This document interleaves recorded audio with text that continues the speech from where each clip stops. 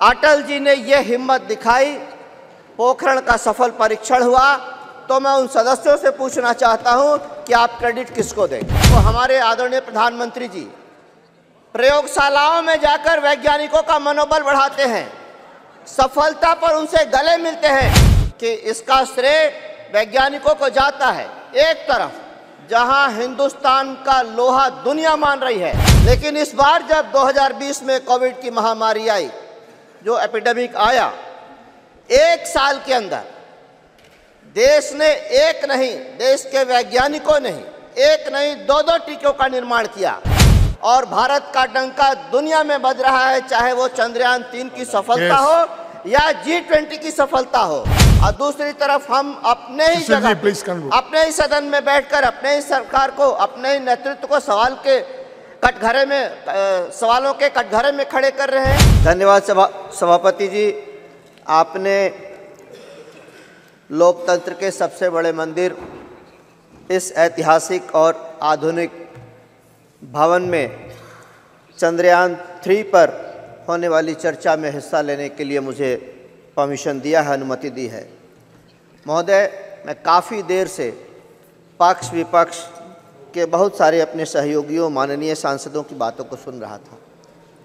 इसमें कोई बहस नहीं है, ये विवाद का विषय कहीं से नहीं है कि इसकी सफलता का श्रेय हमारे वैज्ञानिकों को जाता है और इसके लिए मैं इसरो की पूरी टीम को अपनी तरफ से और देशवासियों की तरफ से हृदय से आभार प्रकट करना चाहता हूं, उनको धन्यवाद देना चाहता हूं।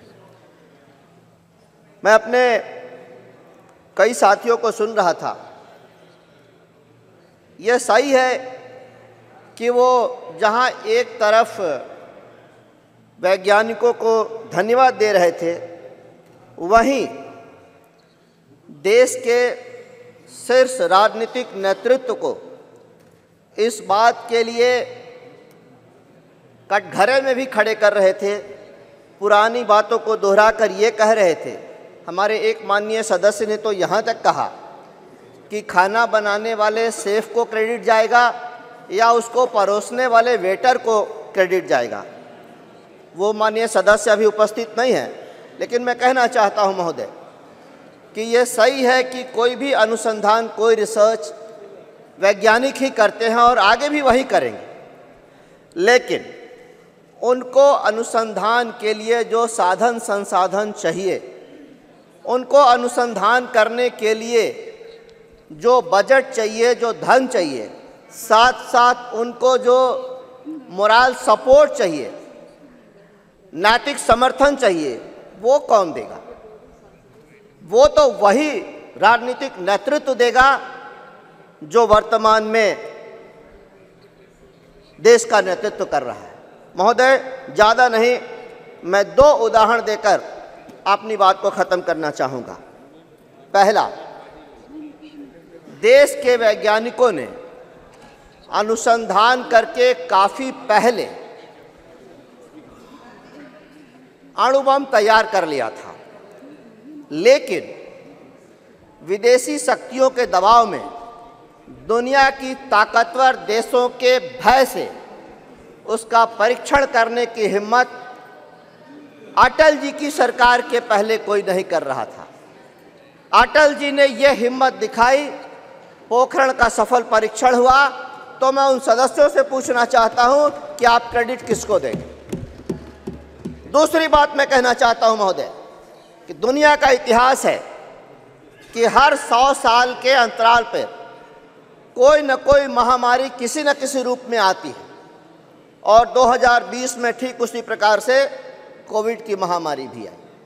और उसके पहले का भी इतिहास यही है कि जब जब कोई महामारी इस देश के अंदर आई, तब उस महामारी के लगभग 20 से 25 साल के बाद उससे बचाव के लिए टीके आए।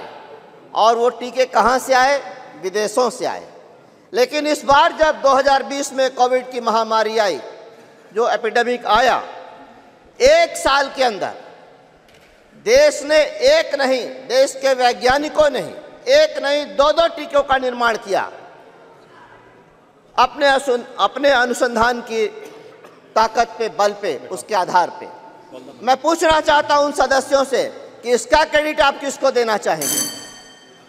महोदय, 1 मिनट, मैं समाप्ति कर रहा हूं। तो बहस का विषय यह नहीं है कि श्रेय किसको जाना चाहिए।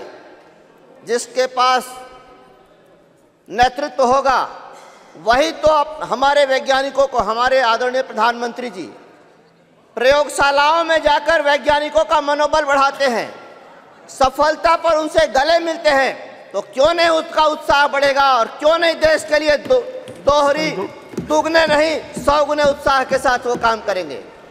ये बहस, ये चर्चा राजनीतिक बहस का नहीं, क्रेडिट लेने की होड़ का नहीं था।